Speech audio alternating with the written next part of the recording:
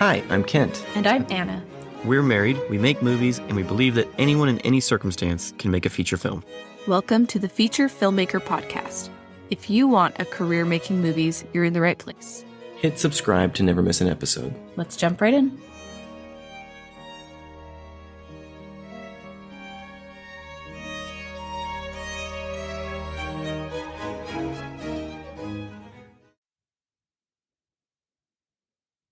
Hi, welcome to the podcast. Today we're going to keep it pretty short, but we want to talk about what the process looks like of going from making films as a hobby and why that mentality of doing it as a hobby is important early on to eventually where you've built up assets that you can live off of and have a career if that's what you want. Yeah, for me, this was kind of a paradigm shift, even just somewhat recently, where we've kind of grown from film students and film lovers to film wedding filmmakers and like video makers and then commercial filmmakers and music video makers. It's like, and then you're just doing whatever you can to just get paid to do it because you're kind of pursuing it as a career. But then eventually we started to try and focus on passion projects as a way out. And then recently made the shift to full-time feature narrative filmmaking, feature length. And so that's kind of quote unquote the dream, but it's still like a little scary, right? Because we haven't made like retirement level money from a movie or anything like that. It's not like our deal making abilities as producers are secure, that we have like a first look deal with Paramount. So a lot of people are like, what does that look like? What does it mean when you've made it? What is that? Whatever. And I think the paradigm shifted a little bit for me when I kind of realized that no single movie has to like explode your financial fortunes in order for you to become a full-time feature filmmaker. It also doesn't need to do that you don't need to have any movies that are like massive blockbusters or get paid like a director's fee or a writer's fee of like 7+ figures to make that happen either. But rather this idea of like building assets as a paradigm in terms of like something you can focus on doing habitually and over a long term so that you don't get burnt out and feel like you have to give up because you still haven't made that movie that's grossed $100 million. Yeah, absolutely. And every movie that you make contributes to your progress and continues to contribute to that significantly over time as you build this collection of films. Some of them will keep making money, some of them won't make any money. Some of them will maybe make a lot of money, who knows? But and then eventually, I mean, we haven't made any money yet off of our film because it isn't distributed yet. Yeah, it's not publicly released. But we are getting paid to make the next films that we're making. So we have that we're living off of too. So that's the assets eventually we realize will be bringing in money that we can, it adds up, even if it's just a few thousand or 10,000 a year. If you get a few films doing that, eventually that's like an average salary for some people. Yeah, well, it depends on, but like, one of the things that kind of made me think this way, and it wasn't something like I'd never heard of this happening. I mean, we know this happens with pretty much any movie, is that it's an asset that lasts way longer than its theatrical box office run. If it has a theatrical run at all, it generates a certain amount of money every year. And some movies, I really think that the definition of a hit shouldn't really be, did it multiply on its budget within the first few weeks of being in theaters? I really think that we need to start thinking of a hit as something that generates revenue year after year after year. And from that definition, like, it doesn't have to be like a massive classic. Not that I'm saying we shouldn't aspire to make the greatest movies we possibly can or the goodest movies. We don't need to confine that window of success to the first few weeks of its release. Yes. And so we were talking to someone who, I won't mention the names just for the sake of anonymity, but he mentioned a film that is called Mom's Night Out, which is a movie I was somewhat familiar with. I think in terms of I'd seen a trailer, I was aware of the existence of this film, but I've never watched it. I don't really want to watch it. I probably will never watch it. That's just because, I don't know, there's a bazillion movies out in the world and I'm not going to watch them all. That's just my preference. But that movie apparently is still bringing in, for the person that I've spoken with, six figures every year, a six-figure check every year. And I'm like really surprised that just to hear that, but it wasn't like mind blowing. But as I've thought about it in in the subsequent weeks, it kind of helped me realize that, if you make a movie and maybe it just wasn't everything you dreamed it could be, that doesn't mean that it wasn't worth making. It's going to inform your next films. It's going to help you grow, like Anna said, but then it also helps you build a portfolio of assets. And this isn't just becoming financially shrewd in the terms of like, oh, just make movies and you'll make money, because we don't really believe in making movies for money, but it enables you to make movies without worrying too much about the money, because in my opinion, when you've got assets that are bringing in that kind of revenue, then you just make the movie the best you can. You could make no budget films if you don't want to raise money. You could make lower budget films if you do want to raise some money. You could make higher budget films if you want to take the time to really work your way into Hollywood and get millions of dollars to make a movie. But it enables you to do that because you're financially growing. But in the meantime, Ann and I have about one and a half movies feature length done, and a third one hot on its heels. And none of these are like starring A-list actors or major, Hollywood studio deals involved. Um, and yet I'm realizing that we can sustain a life continuing to make movies that cost next to nothing, or moderate budgets compared to what their expected returns are and what their relative value is compared to that budget, and just continue to grow those assets and grow the scope of what we're able to create, as well as hone our skills as storytellers and artists. Yeah. And I just viewing it from that perspective of, and that's just kind of where we're starting to get to, but everyone's different. You might still be in that phase where you're like, I'm just happy to be paying rent and make anything at all, or I just barely bought my first camera, like, and it's like this tiny little hybrid mirrorless thing with, like, I don't have all the gear I need or whatever. And it's like, well, it doesn't really matter. Like, you just keep pushing forward and scrounging your resources and making long form content or short form content. If you're at that phase, you can create sort of a habitual approach to your filmmaking where it's like, I just make movies. And as you keep doing that, you'll survive because of your creative output and your faith that that will turn into financial input. Yeah, I think that the reason I think it's so nice to start out as a hobbyist, even if you know you want to be a professional in this industry, is that the mindset's very different. And I think that people who go in knowing that they want to be professional filmmakers and make a living off of their films might be expecting too much at the beginning to really make something good that's actually going to move them forward. Um, for example, when you engage in a hobby, you know that you're doing it because you love it, because it's fun. You will pay money often to engage in your hobby, to get the materials you need to participate in that hobby. Like if your hobby is painting You believe there are other people out there who also love doing it just for the love of it. or music. Whatever, Yeah, like yeah. some of these things cost Or money, some of them running or, cost no money. you Yeah, know, running, it's like you sports, like you'll buy your pay money shoes, for yeah. your equipment, for your team But it's not fee. expensive. It's mostly for fun, and it's for your soul, your body, Hmm. your And relationships. there's not this pressure of like, I have to make money off of this, or I have to be so professional right off the bat. I have to be perfect. It's just, I love this and I want to do as much of it as I can fit around my healthy life. It adds more balance, if anything, to my life. Um, but I have a day job. I have a stable way of providing for myself.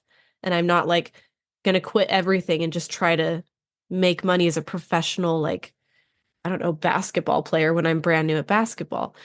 Or maybe I have a little bit of experience at basketball, Well, but and you know what's so funny is that like so many people play sports or basketball or go running even because of its intrinsic value. They just want to be in the act of doing that thing. yeah. It has intrinsic reward. And so few people think that's possible with film because everyone says that film is an expensive medium. But really in 2024, is film that expensive of a medium? If a smartphone is too expensive for you, then maybe you're right.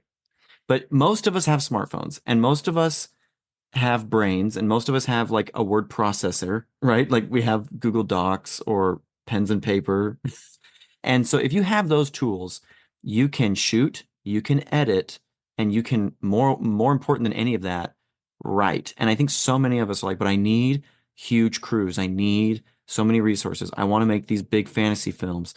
Um, there are a lot of people telling even high concept fantasy stories for little to no money because they're either 2D animating or stop motion animating.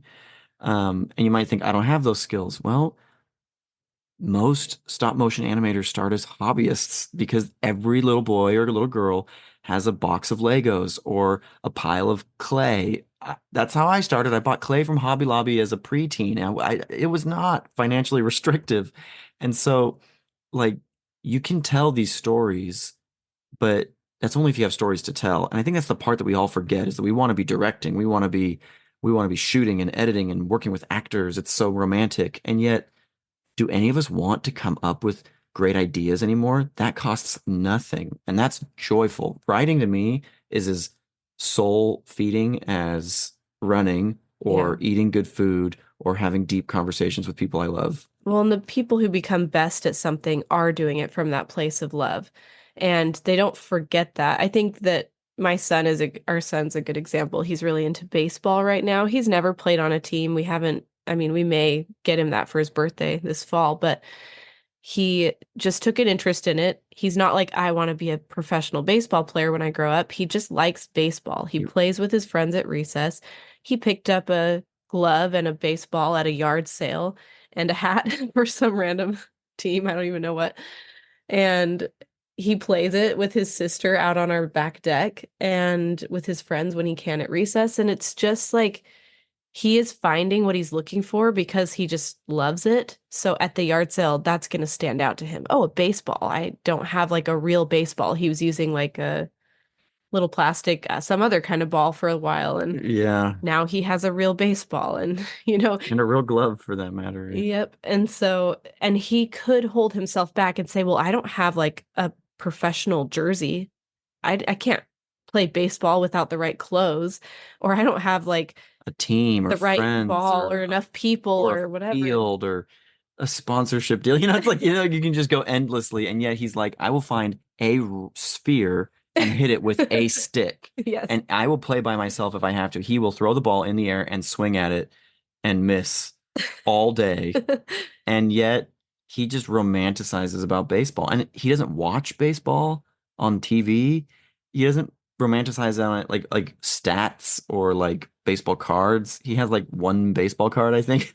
And so like, yeah, it just shows you that like baseball right now for him, and this might change as he gets older, has just completely intrinsic value. It has no extrinsic value. This idea of like this will make people like me or like it's for him it's I like it. It's fun. Yeah. It's something I want to keep doing.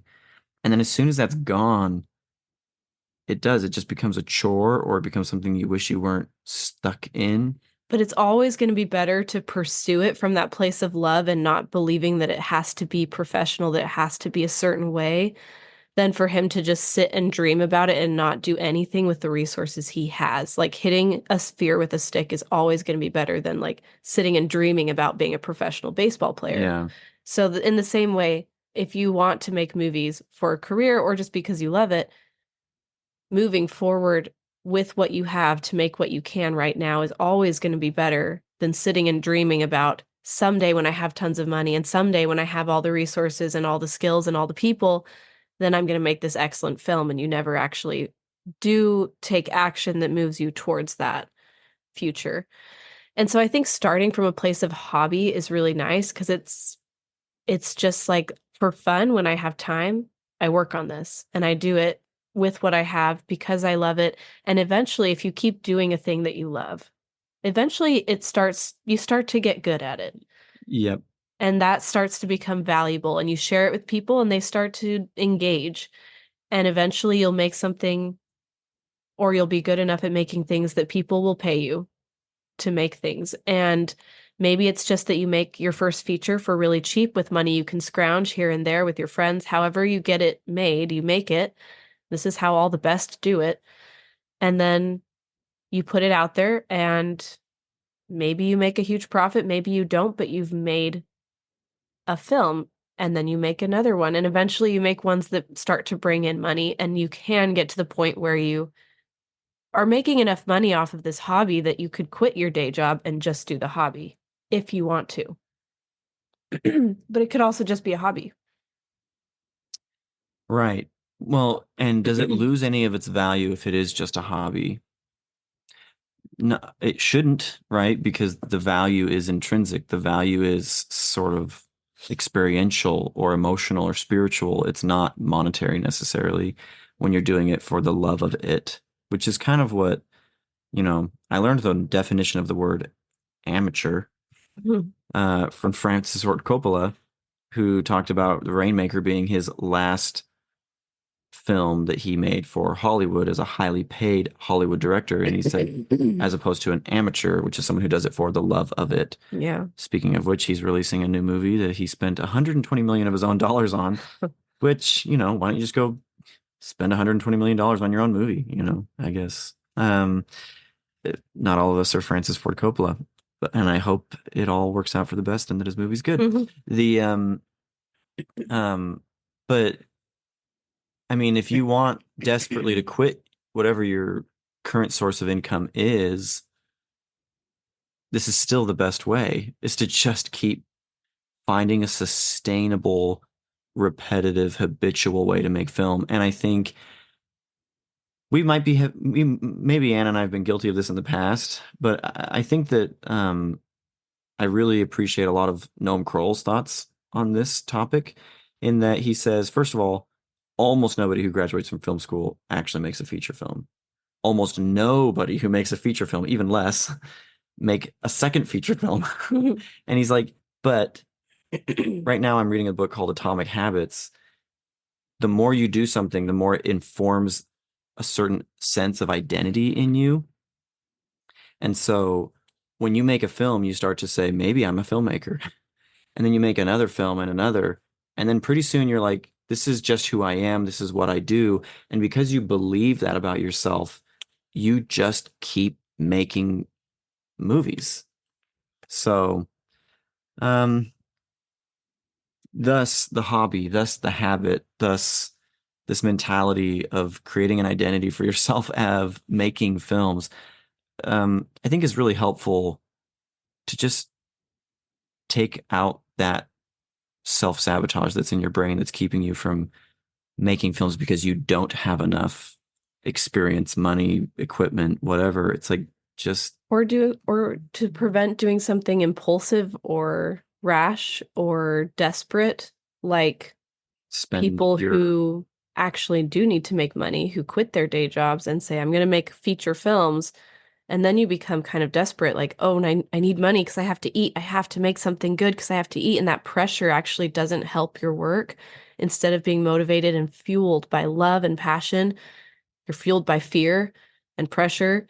And that desperation usually leads to bad decisions, and people lose their homes and they lose their relationships and sometimes yeah. make really bad choices from that place. Well, and everything you fear, if you operate out of that fear, you almost always guarantee that what you fear is going to eventually happen.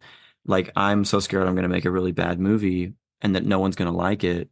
And then you're going to make a movie out of that fear. Well, what you Whereas, focus on is what you create. yeah, exactly. And so it's so inevitable. And so creating a system in which you can make movies fearlessly is going to be way better for you. Now, we are sort of financially dependent on our working as feature-length filmmakers, and yet I still don't have to operate out of fear. I still have the same job that some of us who are still not full-time at this have, which is to make films out of a place of creativity and a place of love, as opposed to a place of fear. And so I just have to have faith that I'm going to make another one and I'm going to make another one after that. And if this one doesn't quite turn out, the next one might. And I'm just gonna keep making movies, and that's fine. You know, if you're on tour, not every single night is gonna be your best night, but you're gonna do your best, and it's super fun because hey, you're playing music and you love music because music is good for your soul and you love connecting with people. It's the same with movies, you Well, and know. it was that way for us, even though it's hard to differentiate because we were freelancers doing film work, commercial film and event film videography was not the dream. That was our day job. And so we did passion projects on the side in our own free time after we put our kids to bed. We would meet with our friends, we would write, we would plan these films, and then eventually we were able to set aside a couple weeks and make our first feature. That took years to edit because we were doing the edit in our free In our time. free time. And now we're finally at a place where we can actually give it all our time to work on the features that we're doing, which is kind of the dream. And we're not like big names or anything, but this is a dream for us to be able to do it. We've figured out a system that creates enough value to keep our bills paid. You know, Yeah, like yeah, it's it's just enough to yeah, take care of our family and move forward. without a lot of surety. But the one piece of surety I've learned is that it's not a simple technique or a way to raise money or a certain network connection that helps me have a guy in my back pocket who keeps funding all my stuff. None of those things are the key. The key is to stay creative and to make this a habit so that I'm not scared. You know, like just if I keep creating, the money will just come.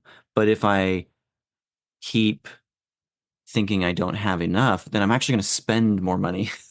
Like I'm going to always think I need to spend more and buy more to be able to make, when really I need to make more and to be able to spend, you know, like, I mean, I and feel like consistency is maybe the highest indicator of success that I can think of. Like, even with practicing piano, practicing for a whole hour before my lesson once a week is not going to be nearly as effective as practicing for 2 minutes every single day leading up to that lesson. 2 minutes might be an extremely short Yeah, amount of time, but but I even get the your same amount of time. Let's say I did this an hour total, but it yeah. was spread out across a week Yeah. versus in one chunk, and doing it spread out is more effective. And so, And to your point, some people might say, well, you can't just make movies for an hour or two a day. And I will beg to differ because we have made a feature film for the most part about an hour or two a day. yeah, Like, I mean, some days it was a lot more hours than that. Some weeks it was 0 hours. It wasn't hyper consistent, but we never gave up and we just kept chipping away at it. And that first feature, I really I do think it helped crack that sort of door of opportunity open. yeah, Like, it's sort of cracking that wall down, that barrier down, in terms of just helping investors feel like they can buy shares in the projects that we are developing, and the selling of those shares is what's supporting us financially. And then you start to get scared and think, what if I can't make my investors' money back? The only answer to that is to not feel fear and to keep creating, and that's the best chance you and your investors have of survival, right? It's like just keep making the best thing you can and make it from a place of honesty. Like Craig Mazin and John August say on script notes all the time, the best script to write is the one you want to see get made. Do not try and write to what you think other people want yeah. to make. You know, like don't try and make movies what you think people are going to like or want to watch. Just create and keep creating and honing and learning and refining, and everything's going to be fine if you are creative and you are contributing. It affects the final product. It definitely is. If you're coming from a place of love and passion for what you do. Um, I feel like I tell this story a lot, but when I was in high school, I remember watching a talent show and seeing side by side one person get up and sing who was actually a really good singer, but super nervous. And I just felt like stressed the whole performance because I was nervous for this person because they were nervous. And then someone else getting up who was not nearly as talented at singing and just have a grand old time performing and singing this song. And because he was having so much fun, everyone loved it and had so much fun watching it. And so in the end, the attitude mattered so much more than the talent, even because your experience of making what you make has an effect on those who watch what you make. And so if you're approaching it from a place of love and fun, and you can find that, and sometimes I lose that and I have to kind of go back to like, how did I fall in love with films in the first place, or watch those movies that bring back that love for me, um, then that will translate into your work. And also, there's no guarantees, you know? And if you're a spiritual person, I am, we are, and maybe you aren't, but definitely we have been prayerful about our decision when to switch over into doing this as a full-time career, and that also gives me a lot of I guess, like, yeah, Confidence. confidence moving forward. I feel like the time is right and I trust in God and he's always provided for us and our family. So I'd invite you to be prayerful about your decision, but also to not be rushed about getting to that point, because if it is a hobby and it's something you love, just love doing it when you're able to do it. But And if it feels right, eventually trust yourself. you'll know, yeah, you'll know when that time comes that it's time that you can take that leap, and it's always going to be a leap. It's not usually like, here you go, you're all set for the next few years. Do it if you want to. Yeah, it's never gonna, yeah, exactly. It's never like, here's all the money that will wipe away all your fears. You're all set. You If made $1 some million on if your someone film. paid you $1 million and gave you $100 million budget to make a movie, you'd still be have plenty of fear and be scared and stressed about, because you'd be so scared that the project's going to fall apart and this is going to be your last movie you ever get to make because it's so high budget. There's tons to be scared of. So just choose now not to be scared of your limited resources, and you'll have practiced not feeling scared of unlimited resources, right? So, fear just never helps, and consistency, Yeah. habit, love, that all always helps. So, anyway, hopefully that was helpful. Have a good one. We'll see you next time. Bye. Thanks for joining us today. If you like what you're hearing on the podcast, you'll love the Feature Filmmaker Academy, a program designed to teach anyone how to finance and finish a feature film. There are many resources teaching you how to do a great job, but what they don't teach you is how to get the job in the first place. You cannot have a career making feature films until you've made at least one. Anyone can make a feature film using our proven model. It's risk-free. If you follow all the steps in the program, you'll finance and finish a feature film, or we'll give you your money back. Learn more at invisiblemansion.com/feature filmmaker, or click the link in the show notes. If you find this free resource valuable, we'd really appreciate it if you leave us a review or share it with another filmmaker. We'll see you next time. Bye. Bye.